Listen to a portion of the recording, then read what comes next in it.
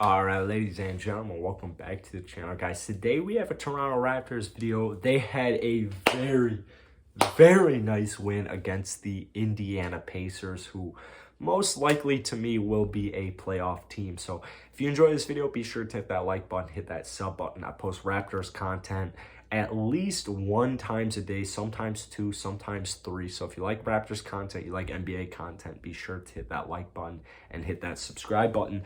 Let's get into some statistics.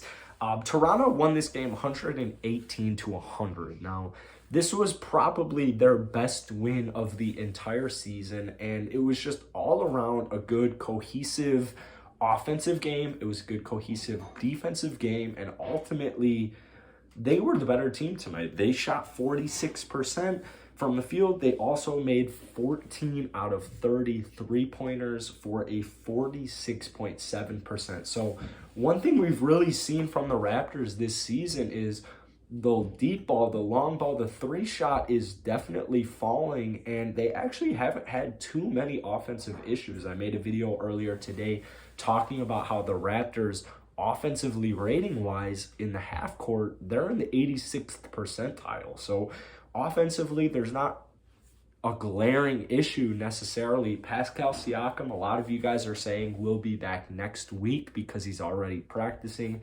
I wouldn't be surprised, but let's just say Pascal is back in 2 weeks from now to be on the safe end. Let's look at some more statistics. Turnover-wise, they only had 12, which is a huge factor to their win tonight. They forced over 20 turnovers for Indiana. I would say their defense was all over the place. They literally limited Domantas Sabonis, who is on my fantasy team. I was not very pleased with his performance tonight, to only 9 points and 8 rebounds. The leading finisher for Indiana tonight was Malcolm Brogdon, who actually only played 20 minutes because he dropped 18 points, 5 rebounds, and 5 assists. I don't know why he only played 20 minutes tonight, but, he's definitely one of the more solid pieces on that Pacers squad. The Pacers are a little injured right now. They have a couple of injuries with specifically Karis LeVert and then TJ Warren. So they're not at 100% full strength, but then again, neither is Toronto. Looking at it player by player, you had Precious Achiuwa get 28 minutes tonight, 4-9 from the field, 6 rebounds along with 10 points. Pretty much every player who started for the Raptors, you had Precious, OG, Scottie, Freddie, and Gary. They all pretty much had solid games. So from your starters, you had a pretty solid game, and then the bench only helped contribute to the win. So looking specifically at Precious, this was the first game out of in the last 3 games that he didn't have a double-double, but my only concern with Precious Achiuwa is his playing time once Pascal Siakam comes back. Honestly, I hope he is in the starting lineup and Scottie Barnes is in the bench lineup, but that's just me. That's just my opinion. I would love to hear from you guys down below. Moving on, we had a great offensive game from OG. If you watched the live stream tonight, I predicted at least 25 points from OG Anunoby tonight, and that's exactly what he did. Plus 18 in that department, 25 points. 3 rebounds, 3 assists, and 5 steals, 9-21 from the field, 4-10 from downtown. This game, along with last game, it seems as if Scottie Barnes against the Chicago Bulls, or sorry, not Scottie Barnes, OG Anunoby, it appears as if he is coming into the season, at least confidence-wise, at least shot-wise. 25 points tonight from him, 20-plus points against the Chicago Bulls on Monday night. You just got to love what you're seeing from OG Anunoby tonight. He's confident from downtown. He took 4 attempts tonight, made 4 of them. 40% from downtown is a very good, reassuring statistic. You absolutely love to see it. So OG Anunoby, as I mentioned before this year, a lot of the season's success kind of revolves around OG Anunoby's breakout year. He's had a couple of good games. He started the season shooting the ball a little bit slowly, but he's definitely coming to his own. Moving on to Scottie Barnes, this is exactly what I wanted to see from him. If you've been watching my channel, you know my opinion on Scottie Barnes is it's literally what Trent Jr. says. They cannot stop you. Just keep shooting, keep being aggressive, and that's exactly what he was tonight. He finished with 18 points, 7 rebounds, 2 blocks, 8 of 17 from the field, didn't take a three-pointer.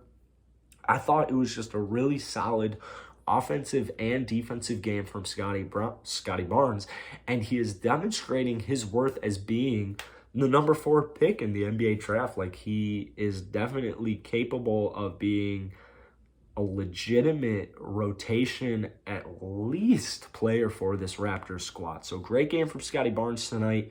Moving on to Freddie, 10 rebounds, 6 assists, and 26 points, 6 of 7 from downtown. This was the game I have been waiting for Freddie VanVleet to drop.